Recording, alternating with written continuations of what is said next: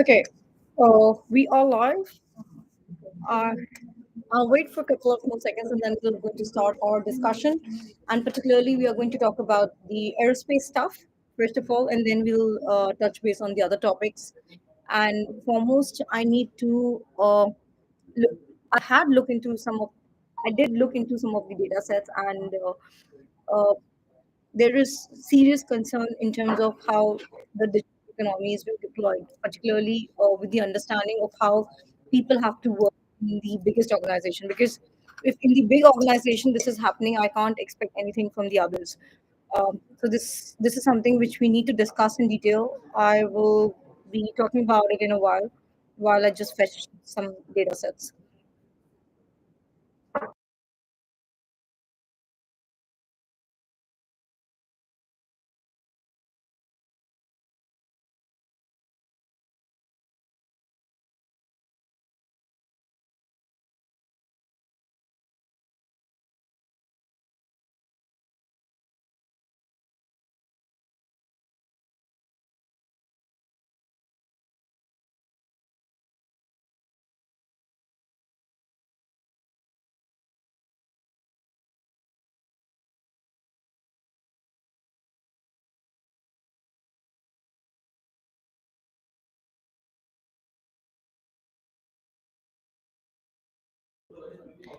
Okay, so first and foremost, the thing is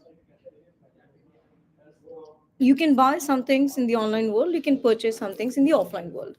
But all these tech big giants who are running the biggest of the enterprises, I don't want to take the names because it's very evident. The four or five biggest IT companies in India, and they're running the show in terms of taking some kind of membership from the companies like HP and the others.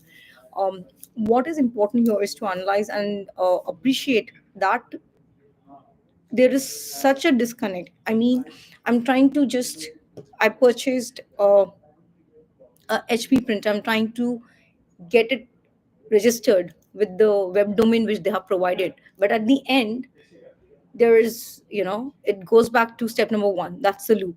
And then you are creating a loop whereby the customer has to call you. Then the other person is, instigating you to talk in a loud tone, and then they will say, oh, the customer has mistreated us. So the point number one is why it is so difficult for the enterprises to even understand how the digital economy has to work in India. I mean, it is appalling to see the way the big companies are working, big IT companies. I can't even talk about the smaller ones. uh, the point of contention here is they have these spaces in the malls which is supposed to be, a big real estate. That protocol they are following. Second protocol, they are deploying people who don't have any knowledge of internet. Neither they are giving the devices to these people, neither they are training them. It's like when you enter this place, which is a Hindi में हम कहते हैं कि शनि बाजार. It's like a menace. I mean, you're deploying 100 people who have no clue what they are doing. There's so much of light in the vicinity, whereby it's just generating that electricity, because end of the day everybody is just building those blockchains based on the electricity, the number of people who are there, because we know all these devices are nothing but the surveillance devices. However, at the point of contention here is this happened in Chroma in New Delhi. Now Chroma is supposed to be a Tata enterprise, and we like it or not, we are trying to help Tata in whatever way we can. Not only Tata, I work with all the enterprises in India in whatever capacity I can, because right now I'm stationed in India. So obviously, I have to buy my stuff and get things done in a fast, speedy manner, which is not happening. Um, I could have purchased the HP stuff online, but I did it offline just to see how they, act and react. Now the point of contention here is when you're selling something and the user needs to register it, you need to have the device. You have so many devices, you have to get the registration done in front of the customer. You can't be going out with a printout. You are giving a printout, and this is happening in Delhi. Just imagine what is happening in the back end areas of India. So the point of contention here is it's very simple. The basic protocols are not being followed, and when the basic protocols are not being followed, I've been trying to register this for the longest time it could have done in 5 minutes, because I'm very fast with internet in terms of the execution, because working in intellectual property rights day in day out, we are online, we know every protocol, and we understand when the protocol is broken at the admin end. Now in this particular case, at the last step, when you have to pay the money, it is going back to step number 1. So the loop is going back to step number 1. Why this loop is going back to step number 1 is the question I don't know the IT team needs to answer. 10,000 times or whatever times I have written them that give me an email ID, get a Zoom person, let the person do everything, let them also learn. The basic learning is not there. They then don't even deserve this, basic, whatever I would rather say, whatever fiat currency are they are being paid. Do you think an operator can do a better job? They just don't want to do it. They just want to, push things without even understanding what they are getting into. Now this HP stuff, it is recycled, so I wanted to talk about the recycling stuff. I wanted to talk about the technology behind it. I wanted to do so many things around it, and it's been a while, but I'm not able to get the login done, which is appalling. I don't know what to do. And on the other end, Reliance is like another another gamer of another sort. I mean, purchase something, nobody cares, no emails, they just want to call and talk. We are engineers. Let me tell you, what is an engineer in India? That is another pain point.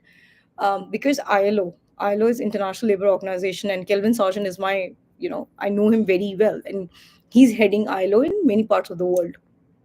Now me and him, we were having the discussion way back before the lockdown happened, so it's a way back story, but it's a real story, that how to have this wages of different people. Now what has been done is, this is again, I don't know what will be done and what should be done, because who are you calling an engineer? Engineer per se has to be a person who is 10 plus 2 plus 4.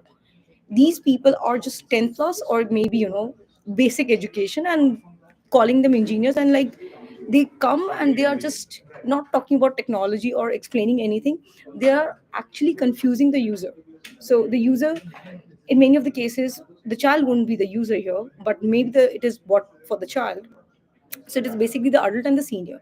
Seniors are the most clueless people in terms of the technology. We all know that, and we have been discussing it in various forums for, I mean, for last 9 10 years. Like it's like honestly speaking, I feel like a donkey now, because I thought that India had that kind of um powerhouse of technical people, and I was assuming people are technical because I have been into intellectual property rights all my life.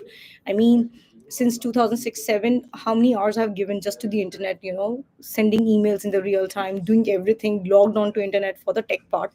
But the digital economy is totally zero. Nothing can be done in this country in terms of the deployment part. But at the same point of time, it is very important to understand that a lot of things are not in the executed in the right way. But what is important here is uh, to embrace what has happened. Damage is already done. I mean, uh, submitting documentation stating that this much money is being used to execute XYZ, the falsification of data is real. So AI is biased because the data set, which is the input data, is wrong.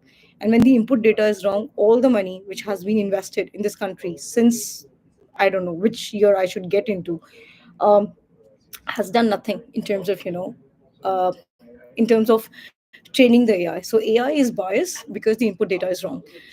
However, the good thing is Modi ji, at least he embraces technology. He is using technology and he's informing the forces that this is what is wrong. Again, so the point of contention always would be India sitting on a, I would say, India is sitting on the GIs, which is the geographical indications. India is sitting on intellectual capacity, but that intellectual capacity is not being embraced because the people who are involved in the whole ethos, or the periphery of this creating the digital economy, they are clueless about what digital economy is all about.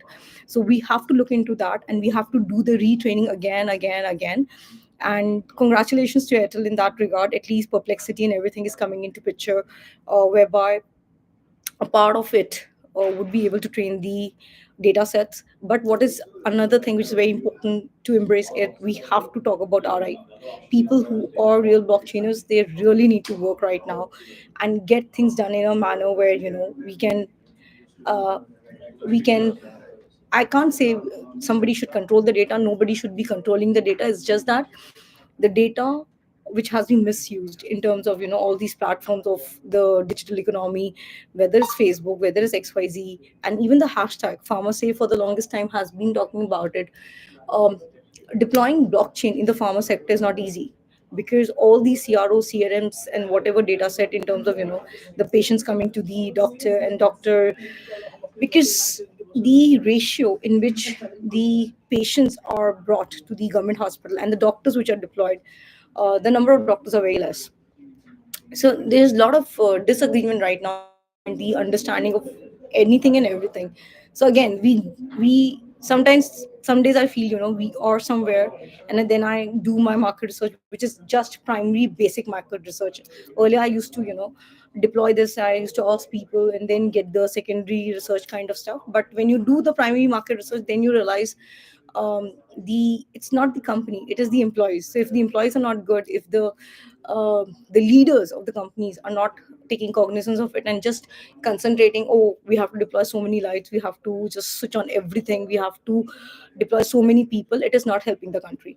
So look into this data set and see what can be done in terms of the intellectual property rights.